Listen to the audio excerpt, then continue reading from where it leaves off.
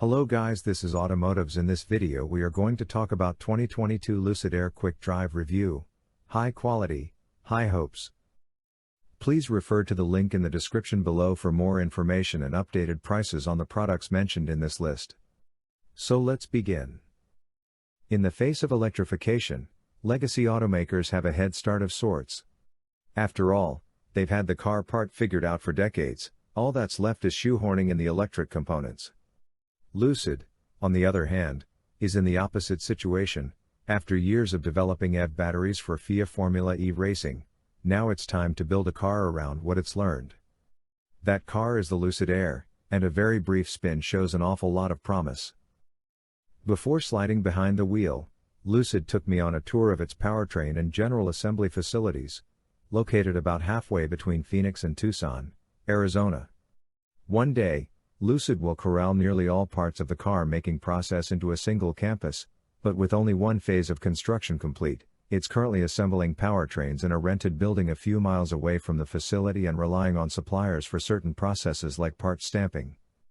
But what exists now is enough to start building the high-end Air Dream Edition trim, and production vehicles quite literally started rolling off the line days prior to my arrival. No, there are no tents to be seen. This is a fully baked production plan from start to finish. I wasn't given many details about the processes for its efficiently packaged batteries and electric motors, in part because they're loaded with trade secrets that Lucid thinks will give it an early edge over the competition. But after watching stators get wound and cylindrical battery cells getting loaded into modules where the bus bars are molded into the enclosure, it's clear that Lucid wants to have as much control as possible over every inch of the Air's most important pieces.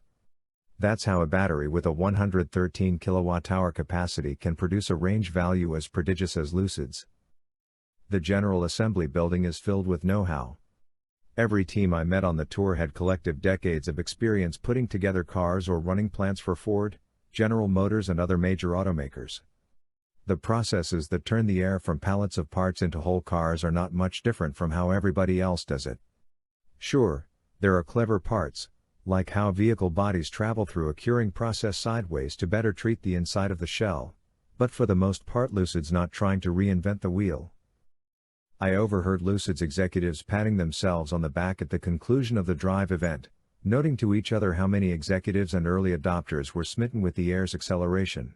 Trouble is, a whole lot of electric cars can smash heads into headrests with little issue, but that luster fades fast. Survival, then, is predicated on whether or not the car in question can offer its owners something above and beyond raw G-forces, something other automakers don't have. Wow factor is going to be one of those things for Lucid, and there's plenty of visual punch here.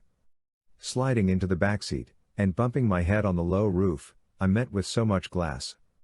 The windshield extends nearly halfway up the roof, with another massive glass panel above the back seats. The Air may have less rear legroom than a Honda Accord, but all that sunlight pouring in makes it feel more expansive. Aesthetics play a big part in the Air. The cabin is filled with interesting materials, including both leather and high-quality fabrics, and the general layout is clean and uncluttered. As with other new EVs, screens abound, with the dashboard sprouting a 34-inch display that covers standard gauge cluster stuff in addition to a unique infotainment system I didn't get any time to fiddle with. A center console screen covers vehicle functions, climate control, all the other usual things. Perhaps the weirdest part of it all is that the electric steering column can only be moved via this display, which feels unnecessarily complicated. My 10-minute spin takes place in the Lucid Air Dream Edition range, which doesn't have the full-fat 1,111 horsepower output of the performance variant. But 993 horsepower isn't anything to shake a stick at. Yet, there's plenty of right pedal leeway for soft starts in its default smooth mode. Regenerative braking is also strong enough to comfortably one-pedal my way around town. In this video, there are links to all of the pages in the description. If you enjoyed watching this video, please hit the like button and subscribe to the channel. Thanks.